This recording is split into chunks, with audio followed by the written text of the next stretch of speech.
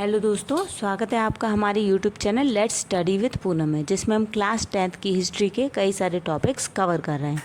आज हम पढ़ने वाले हैं फ्रांसीसी क्रांति में महत्वपूर्ण किरदार निभाने वाले नेपोलियन बोनापार्ट के बारे में। फ्रांसीसी क्रांति के समय जब पूरे फ्रांस की राजनीति में हलचल मची हुई थी, तब इतिहास के सबसे महानतम विजेता में से एक नेपोलियन बोनापार्ट अपने आप को तराश रहा था।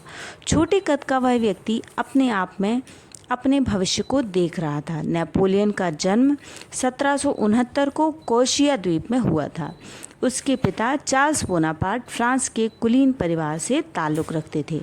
नेपोलियन ने अपनी शिक्षा सैनिक अकादमी में पूरी की। अपनी रुचि के कारण उसने तोपखाने से संबंधित ज्ञान में अपने आप को कुशल कर लिया था।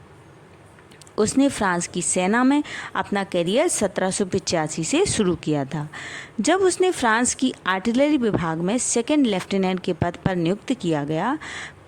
पहली बार 1793 में उसने अपने शौर्य कौशल का प्रदर्शन टूलान के युद्ध में दिखाया था। यह युद्ध क्रांतिकारी व राजभक्तों के बीच हुआ था। इस युद्ध में शौर्य प्रदर्शन के कारण नेपोलियन को कैप्टन से पदोन्नत करके ब्रिगेडियर बना दिया गया था। यह वह समय था जब इटली पर ऑस्ट्रिया का कब्जा था। सन 1796 में फ्रांस की डायरेक्टरी ने फ्रेंच सेना को इटली की मदद के लिए भेजने का फैसला किया, ताकि इटली को ऑस्ट्रिया की दासता से बचाया जा सके। नेपोलियन को इस सेना का कमांडर बनाया गया। नेपोलियन ने अपनी कुशल रणनीति क्षमता व युद्ध कला में ऑस्ट्रिया को पराजित कर दिया और इसी घटना ने उसे फ्रांस का हीरो बना दिया। इटली से लौटने पर नेपोलियन का फ्रांस में भव्य स्वागत हुआ। नेपोलियन की लोकप्रियता इतनी बढ़ गई थी कि स्वयं डायरेक्टरी भी उससे प्रभावित होने लगी थी। इस युद्ध के कुछ समय बाद फ्रांस में राजनीतिक अस्थिरता बढ़ गई। 1799 में डायरेक्टरी ने राजनीतिक नियंत्रण खो दिया। मौका देखकर नेपोलियन ने डायरेक्टरी की सत्ता हथिया ली और उसे भंग कर दिया और उसकी जगह 3 काउंसिल बनाई। तीनों काउंसिल में से एक नेपोलियन था। उसने फ्रांस में एक नया संविधान बनाया और उस संविधान को जनता के समक्ष जनमत संग्रह के लिए भेजा। चूँकि नेपोलियन की लोकप्रियता इतनी ज़्यादा थी कि जनता ने संविधान को मंजूरी दे दी। नेपोलियन की बढ़ती शक्तियों को देखते हुए बाकी देश सतर्क हो गए। इन देशों में ब्रिटेन, रूस और ऑस्ट्रिया ने मिलकर नेपोलियन को सत्ता से हटाने का प्लान बनाया।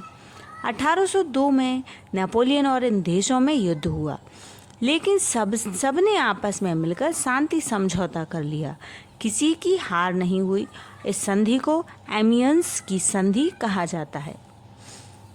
इस युद्ध के बाद नेपोलियन ने फ्रांस में शांति व्यवस्था कायम रखने के लिए अपनी सारी ऊर्जा झोंक दी। उसका उद्देश्य फ्रांस को एक स्थिर, मजबूत और स्थायी शासन प्रदान करना था। उसने एक के बाद एक कई सारे सुधार फाइनल किए। आर्थिक सुधारों में उसने फ्रांस के जर्जर आर्थिक व्यवस्था में सुधार करने का प्रयास किया। इसी क्रम में उसने सबसे पहले कर प्रणाली को मजबूत किया। उसने कर वसूलने का कार्य सिर्फ केंद्रीय कर्मचारियों के जिम्मे किया और घूसखोरी, सट्टेबाजी के अनुचित मुनाफे पर रोक लगा दी। उसने फ्रांस में सड़कें, नहरें बनवाईं। फ्रांस में एक राष्ट्रीय बैंक की स्थापना की, जो लोगों को लोन प्रदान करती थी। शिक्षा प्रणाली सुधारों में उसने राष्ट्रवाद पर बल दिया और शिक्षा में धर्मनिरपेक्षता को अपनाया। नेपोलियन ऐसे नागरिक चाहता था जो उसके और उसके बनाए तंत्र पर विश्वास रखें। प्रशासनिक सुधारों में नेपोलियन ने घूसखोरी को कम किया तथा शासन का केंद्रीकरण किया और डिपार्टमेंट तथा डिस्ट्रिक्ट की सरकारों को समाप्त कर दिया।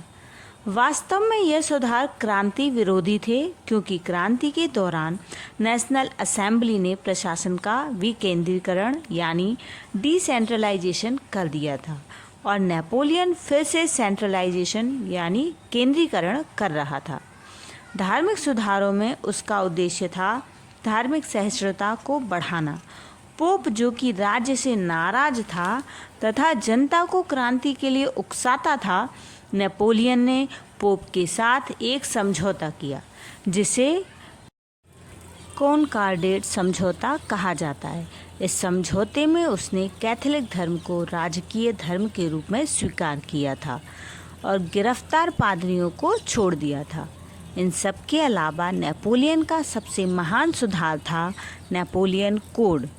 दरअसल क्रांति से पहले राजा के नियम कानून चलते थे और इसे दूर करने के लिए नेपोलियन ने कानून व्यवस्था को एक सही, सटीक तथा व्यवस्थित रूप दिया। इस कोड के तहत सिविल कोड, क्रिमिनल कोड और बिजनेस कोड आदि प्रमुख थे। इन कानूनों में सभी नागरिकों को समान रूप से देखा गया था। स्वयं नेपोलियन इन कोड्स को अपने द्वारा लड़े गए युद्धों से भी ज़्यादा शक्तिशाली मानता था। इस तरह नेपोलियन ने अपने सुधारों की वजह से अव्यवस्थित फ्रांस को व्यवस्थित किया और राजनीतिक व्यवस्था को मजबूत किया। ये तो थी नेपोलियन की फ्रांस पर अपनी पकड़ मजबूत करने वाली बातें। नेपोलियन कैसे फ्रांस का राजा बन गया और कैसे उसने पूरे फ्रांस में तबाही मचा दी तथा क्यों उसे इतिहास का सबसे बड़ा विजेता माना जाता है, इसके बारे में हम अगले वीडियो में पढ़ेंगे। तब तक के लिए दोस्तों, अगर हमारा ये वीडियो आपके लिए किसी भी तरीके से मददगार साबित हुआ है तो हमारे इस चैनल को लाइक, शेयर और सब्सक्राइब जरूर करें। धन्यवाद दोस्तों।